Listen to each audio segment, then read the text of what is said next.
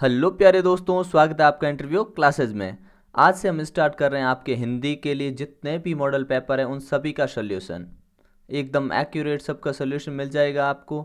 और जितने भी इम्पोर्टेंट टॉपिक है, जितने भी आपकी ग्रामर के टॉपिक है, पैसेज को कैसे सॉल्व करेंगे, उन सब के लिए एक सीरीज़ स्टार्ट कर देंगे जिसमें आपको सभी का सोल्यूशन मिलेगा।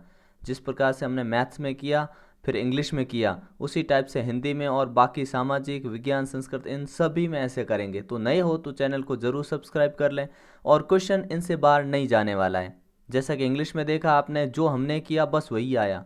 ठीक है, तो इसी प्रकार से आपको चलते रहना है। वीडियो को दोस्तों के साथ शेयर करना है, लाइक कमेंट सब कुछ करना है आपको। ठीक है ना। तो उम्मीद करता हूँ कि आपको ये वीडियो पसंद आए और दोस्तों के साथ शेयर करना बिल्कुल नहीं भूलें। जितने भी आपके व्हाट्सएप ग्रुप होते हैं उनमें दोस्तों के साथ शेयर ज़रूर करें। ठीक है ना। ये आपके 80 मार्क्स का पेपर है। 2.5 घंटे का टाइम आप जानते हो, बुकलेट में ही आपको सॉल्व करना होता है।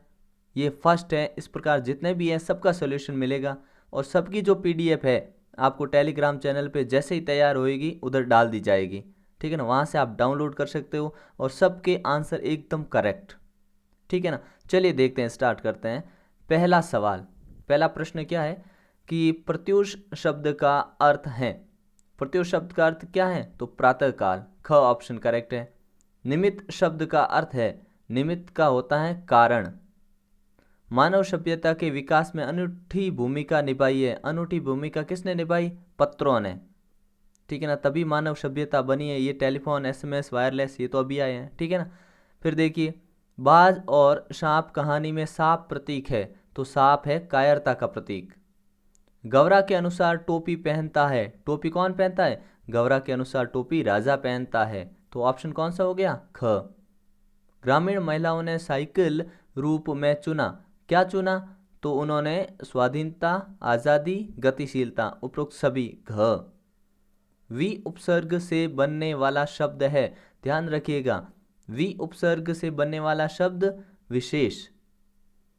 किस शब्द में ई प्रत्यय जुड़ा है? तो ई किस में जुड़ा है? बुराई, बुराई में ई जुड़ा हुआ है। और फिर देखिए, अब इन सब के सॉल्यूशन देखिए। बस की सीट का किससे असहयोग चल रहा था?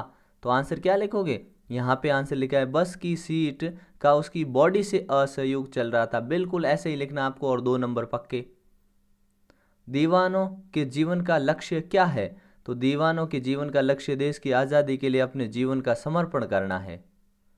फिर देखिए 11वां, सुदामा की दीन दशा देखकर कौन रो पड़े थे? तो आप जानते हो, कहानी आपने पढ़ी, शानदार कहानी। कौन रो पड़े थे? श्री कृष्ण बहुत दुखी हो गए थे और इस बात से वो रो पड़े थे। ठीक है ना, आंसर ये रहा। फिर देखिए, कौन सा? किन परिवारों के बच्चे काम नहीं करते हैं? तो किन परिवारों के बच्चे काम नहीं करते हैं? तो उत्तर होगा जिन परिवारों में सारा काम नौकर करते हैं और बच्चों को काम करने की आदत नहीं होती है, वे बच्चे काम नहीं करते हैं। ठीक है ना। फिर अगला सवाल क्या है? 13वां, जिले में किस कार्य हेतु प्रशिक्षण शिविर चल रहे थे? तो आप आंसर कहोगे महिलाओं को साइकिल चलाना सीखने हेतु प्रशिक्षण शिविर चल रहे थे। ठीक है ना। पीडीएफ के लिए टेलीग्राम चैनल ज्वाइन कर लीजिएगा। वीडियो के लिंक में डिस्क्रिप्शन में लिंक है, वहाँ से आप जा सकते हैं टेलीग्राम चैनल पे। ठीक है ना। और आप इंस्टाग्राम पे भी हमें फॉलो कर सकते हैं। ठीक है ना। और अपना जो भी कमेंट है, कुछ भी आप पूछना चाहते हैं तो कमेंट सेक्शन में लिख सकते हैं। ठीक है ना। अगला क्वेश्चन देखते हैं। विलोम शब्द लिखना है आपको।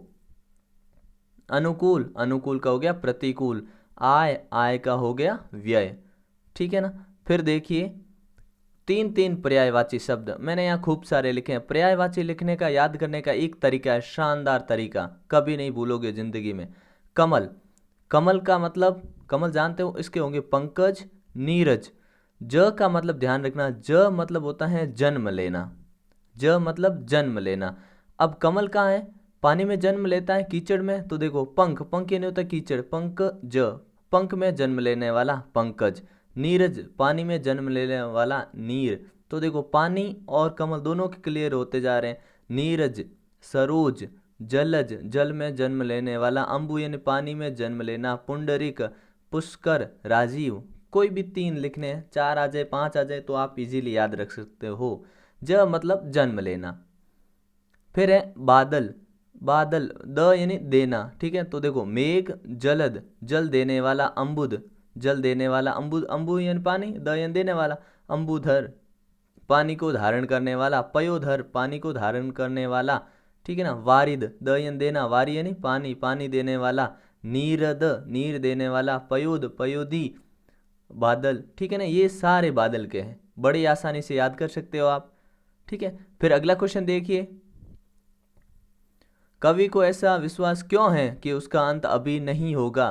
तो कवि को विश्वास क्यों है, क्योंकि अभी भी उसके मन में नया जोश व उमंग है, अभी उसे काफ़ी नवीन कार्य करने हैं, वह युवा पीढ़ी को आलस्य की दशा से उबारना चाहते हैं। कवि के अंदर जीवन जीने के उत्साह प्रेरणा और ऊर्जा बची हुई है, इसलिए कवि कहते हैं कि उनका अंत अभी नहीं होगा, ठीक है ना। यहाँ से आप आंसर देख सकते हैं, एक्यूरेट आंसर है। नेक्स्ट देखिए, अगला सवाल है, दीवानों की हस्ती कविता में कौन सी बात जो आपको सबसे अच्छी लगी। तो कौन सी बात अच्छी लगी, दीवानों की हस्ती में कि हर परिस्थिति में खुश रहना। तो सबसे अच्छी बात जीवन जीने का नज़रिया लगा, वह हर परिस्थिति में खुश रहना चाहता है और सबको प्यार देकर खुश रखना चाहता है। ऐसा व्यक्ति विषम परिस्थितियों में भी खुश रहना जानता है, ठीक है ना। अगला देखिए, अगला क्वेश्चन क्या है कि पत्र जैसा संतोष फोन या एसएमएस का संदेश क्यों नहीं दे सकता। तो इसका आंसर आप लिखोगे, पत्र जैसा संतोष फोन या एसएमएस का संदेश नहीं दे सकता क्योंकि फ़ोन एसएमएस द्वारा केवल कामकाजी बातों को संक्षिप्त रूप में व्यक्त कर सकते हैं, पत्रों द्वारा हम अपने मनोभावों को खुलकर व्यक्त कर सकते हैं। यही कारण है पत्रों में आत्मीयता झलकती है, इन्हें अनुसंधान का विषय भी बनाया जा सकता है। पत्रों में एक अलग ही आत्मीयता झलकती है, ठीक है ना। इसलिए पत्रों जैसा संतोष मैसेज या फ़ोन में एसएमएस में नहीं होता, ठीक है ना। चलिए अगले क्वेश्चन पे बढ़ते हैं। नेक्स्ट है, सांप उड़ने की इच्छा को मूर्खतापूर्ण मानता है, फिर उसने उड़ने की कोशिश क्यों की। पहले सोचता है, सांप कहता है मूर्खतापूर्ण है उड़ने में, क्या फिर भी वो कोशिश करता है, फिर बाद में क्यों करता है। तो लिखोगे, सांप ने जब घायल बाज में उड़ने की असीम चाह देखी, उसने कहा ये घायल बाज है फिर भी उड़ने की कोशिश करा, तो उसके मन में भी आया कि वह भी देखे कि आसमान में ऐसा क्या है जिसके वियोग में बाज इतना झटपटा रहा है, इसलिए उसने उड़ने की कोशिश की। उसने सोचा घायल होने के बावजूद ये उड़ने की कोशिश कर रहा है तो मैं भी उड़ूंगा, इस प्रकार से। फिर इन दोनों में से आपको लिखना है, तो आप बहुवचन वाला सवाल देखिए, अथवा वाला। कविता, कविता का कविताएं, बकरी बकरियां। ध्यान रखना, एक विलोम शब्द बहुवचन बनाते समय जिस शब्द के लास्ट में छोटी बड़ी ई होती है वो हमेशा छोटी हो जाती है, ठीक है ना। तो देखिए, बकरी बकरियां, इसमें छोटी है, जाति जातियां, पुस्तक पुस्तकें। अगला देखिए, आपके पड़ोस में बाल विवाह हो रहा है, आप उसे रोकने के लिए किस प्रकार समझाएंगे। तो आप किस प्रकार समझाएंगे, एक तो पहला ये कानूनन अपराध है, ठीक है, सामाजिक बुराई है, ये समझाएंगे पहले तो। और लड़के लड़की दोनों की अवस्थाएं, छोटी शादी होने में जितने भी जीवन में कष्ट आते हैं उनके बारे में बताएंगे, जीवन नर्क बन जाता है।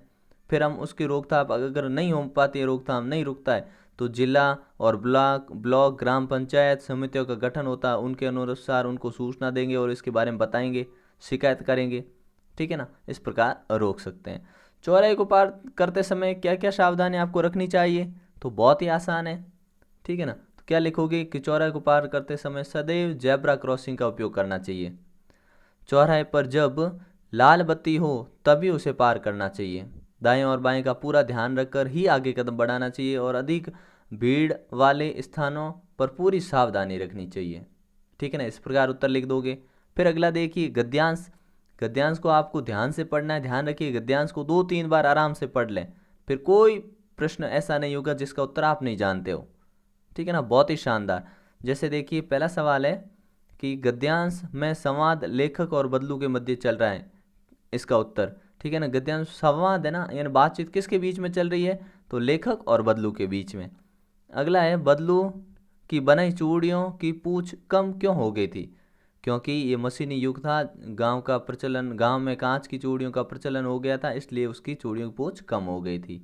मशीनी युग, बदलू ने क्या कहा कि अब उसकी चूड़ियों को कोई नहीं पूछता, क्योंकि काम सारा मशीनों से होता है और इसलिए उसके लाख की चूड़ियों की कोई पूछ नहीं रही, ठीक है, ये कहता है मशीनी युग के बारे में। बदलू के व्यथित होने का क्या कारण था? आप जानते हो व्यथित होने का क्या कारण था? कि उसका रोजगार जो था वो बंद हो गया था, लाख की चूड़ी का प्रचलन बंद हो गया था, इसी कारण वो व्यतीत था। ठीक है ना। अगला देखिए, सारे क्वेश्चन का एक्यूरेट आंसर मिलेगा, ध्यान रखिएगा। ठीक है ना। और इसकी पीडीएफ जल्दी ही टेलीग्राम चैनल पे डाल दी जाएगी। ठीक है, तो देखिए प्रसंग पढ़ लीजिए आराम से, फिर आपको पता लगाना है कि ये कौन सी पोइम्स है। इन दोनों में से एक करना है, तो हमने ये किया है ऊपर वाला। ठीक है ना। तो क्या लिखोगे? सप्रसंग। सप्रसंग मतलब ये कौन सी कविता से लिया गया, कौन सी पुस्तक से है, कौन है लेखक इसके, सब कुछ। ठीक है ना।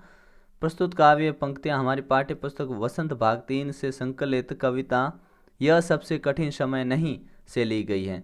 इसमें जो कवित्री है जया जादवानी द्वारा रची गई है ये। ठीक है। और इसमें कठिन समय नहीं है यह बताने के लिए कवित्री ने अंतरिक्ष से आने वाली बस का उदाहरण देती है।